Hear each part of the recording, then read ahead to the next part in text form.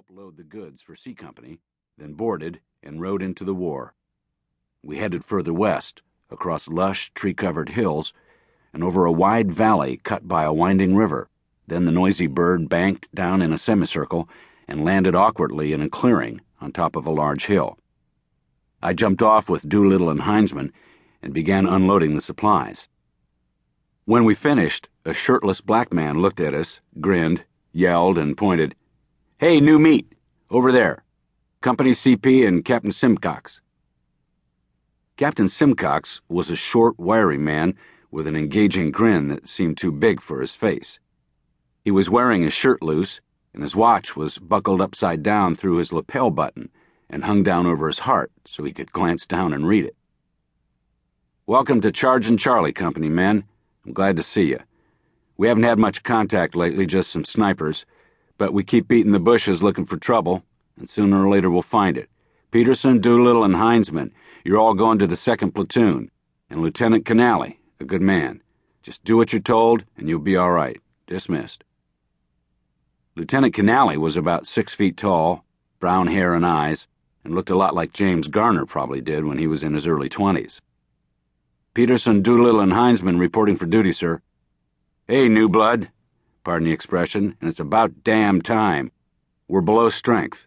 You'll like the 2nd. We're called the Trailblazers because we seem to be on point all the damn time. Pete, they call you that? I thought so. You go to the 1st Squad with Sergeant Watson. Doolittle, 2nd, Heinzman, 3rd. He pointed to each position in turn, then sent us off. I hitched up my gear and headed to the 1st Squad position for one more round of introductions. There I met a scroungy-looking group of GIs relaxing around 2 fighting positions while wiping down their weapons and gear. I found what appeared to be their leader and approached him. "PFC Peterson, Lieutenant Canale sent me over. I'm Sergeant Watson. Welcome to the 1st Squad." Sergeant Watson was a blonde-haired Californian who didn't fit the stereotypical beach bum role. He acted like a farm boy from the Midwest, like me, and we hit it off from the start. "Is it Pete? Okay, Pete, this is Maddox, fire team leader. You'll be with him. That's Fears and Vickers. Over in the other hole is Harrell, McCown, and Curtis. Where are you from?" "Wisconsin." "Oh, the lieutenant wants you to send a man to the CP for C rations." "Vickers, go pick up our Cs." Vickers was a skinny, good-looking young man with a huge shotgun across his lap. "Fuck a bunch of Cs in the CP. You always send me. Send the fucking new guy." Sensing conflict, I shifted to get up from where I was sitting to get the rations, but Watson calmly replied, "No, I want to fill him in on some platoon and squad poop that he needs to know. Get the C's, guy."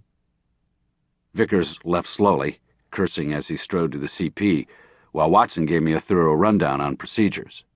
He advised me that they hadn't even seen a dink in nearly a month, and that there was nothing to worry about in this AO, or area of operations. He told me about squad and company policy on patrols, ambushes, LPOPs, listening posts and observation posts, and night defensive positions.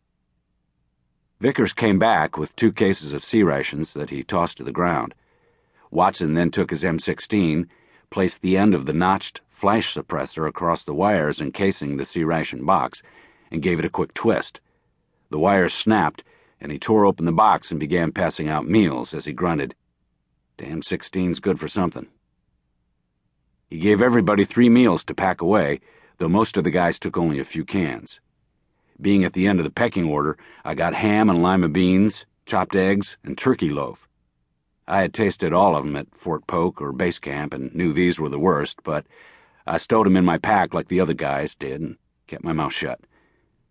"Vic, give Pete your Claymore to hump, and I'll get him one of the extra batteries for the radio. Might as well break him in good."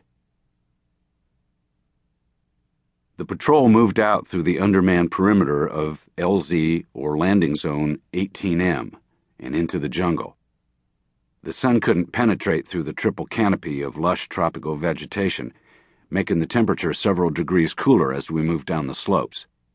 The squads rotated to keep a fresh man on point as we had to hack our way through the branches, brush, and wait-a-minute vines.